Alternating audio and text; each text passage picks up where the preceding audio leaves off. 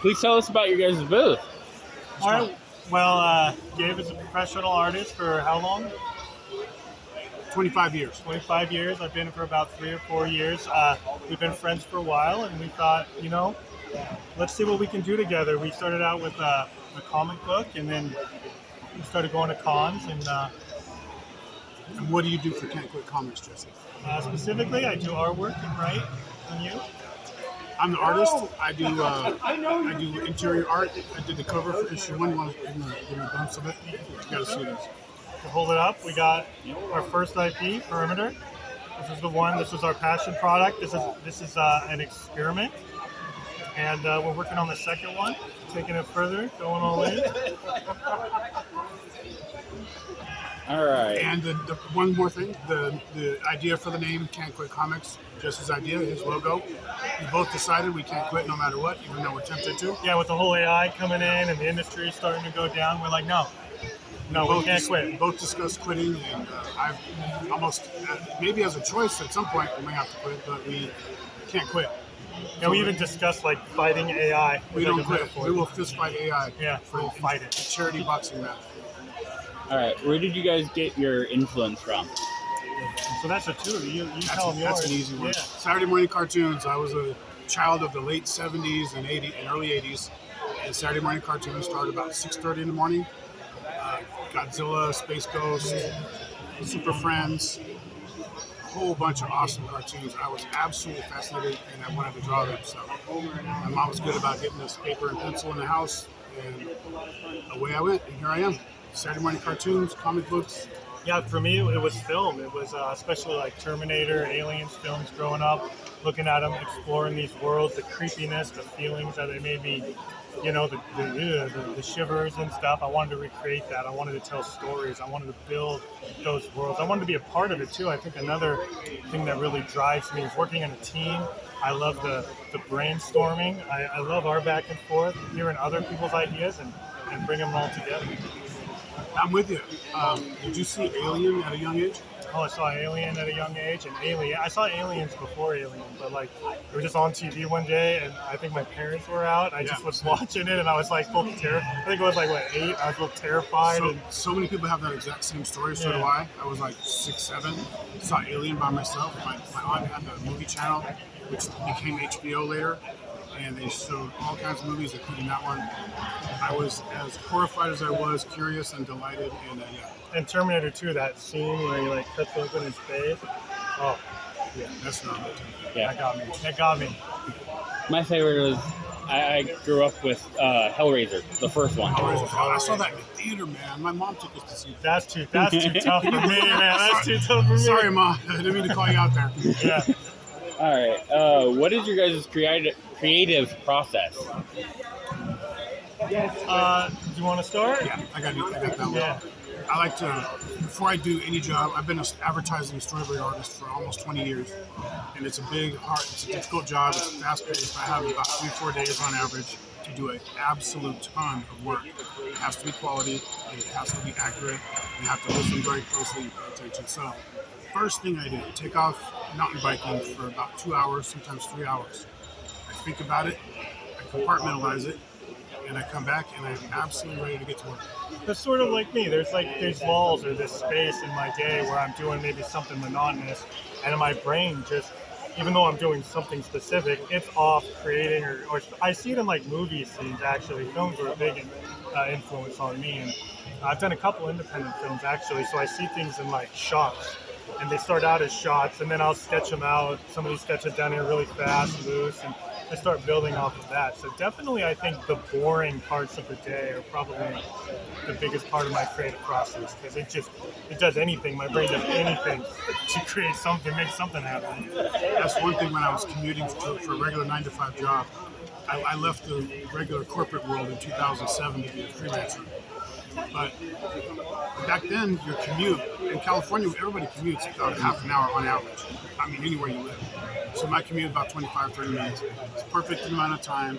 figure out your life, figure out where you're at, figure out what you have to do today, figure out what you want to do tomorrow. Yeah. So it's definitely those spaces. Like it's same with me for my drives to work and stuff. I don't even listen to the radio. It's just straight up thoughts, brain like, oh, this thing would be rad. You know, let's do this. And then I just when I have my time, I go and start sketching stuff out. It can be beneficial. I think clients in general would be horrified to learn the first thing I do on a really urgent job, it's an absolute rush, is that I'm going to take off for 2 hours. And now that it's almost over, I'm going to take off for 2 hours. That's good. Your brain starts working before the pen. Yeah, and they would freak out and object, but it's part of the process. You said process. That was the question. That was a nice ending to that one. Yeah, I like that. If somebody was looking, if someone was looking to get into making, what would be your advice, and when should they start? Let me take this one. This is easy. I have one. The first part's easy. I also have one. They should start right now. The grind is the biggest part of the advice. You don't stop. Consistency every day. Just create. Do what you love on your free time, but know that it's a grind. I agree. And I would say, for us older fans out there, if you ever heard of a band called the Melvins lead singer, King Buzzo, he's a great motor. King Buzzo? Yes, he's from your area. The Melvins invented grunge and kind of grunge metal.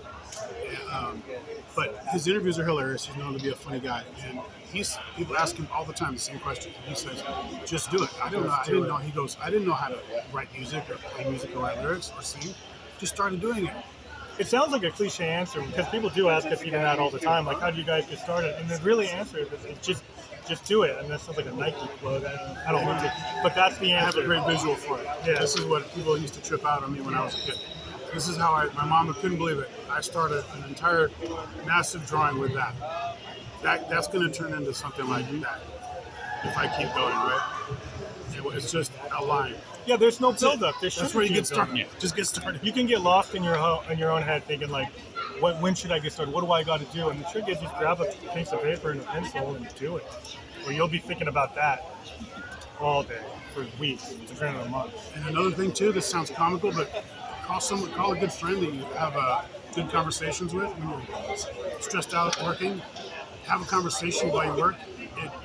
It diverts all the negative things away from your drawing, and all the good things toward it, because you're not overthinking it. When I'm working and drawing, I end up with beautiful stuff because I'm not overthinking it and focusing solely on it. Does that work for you? I think that's perfect. All right, now for the hard one. Which piece is your favorite piece? So let me ask you a question. So we have some fan art here. Are you specifically need for our company? Because there's a couple answers. Like I think for Can't Quit, especially for Perimeter, there's this piece over here. We call it Fall Back.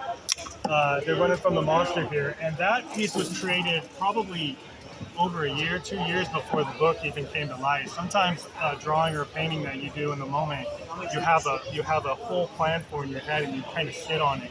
So I think that is the start of it all, actually. That's when we first started talking about it. I sent you that. That was the start of it all. But this personal piece is just for fun and just pride, I suppose. This pumpkin one over here, just the creepiness of it, the demon carving himself out of his own pumpkin is like a portal through hell. I don't know, I get a kick out of that. All right. What about you? As far as what's here that the camera can see, I like my the Shin Godzilla. This is my favorite. Oh, I like the natural daylight, blue sky kind of look of it. I think the blues and the reds, man, they're just killing it. I love daytime stuff. So yeah, that's the one. All right. What piece would be your guys' best seller? The Halo one here, it moves. Yeah, that's right. Yeah. Turtles are pretty good. Turtles are good. For sure, the Halo one though. Without it, I know it's Halo. Which one is probably Shin Godzilla? Shin Godzilla is yours, yeah. Yeah, probably the same one. That one does well. It's a popular movie in Japan. Promoter of the show loves Godzilla too. That's good. That means we're buddies already. finally, where could everyone find you guys? Oh, go to cantquitcomics.com. Follow us on Instagram at cantquitcomics. We also have some personal Instagrams that you'll find that. You can't find me. I don't exist. That's some bullshit lie right there. I censored myself. All right. Thank you. Yeah. At Gabe McIntosh Illustration on Instagram. And it's really the only social I have. All right. Thanks for your guys' time. Thank you.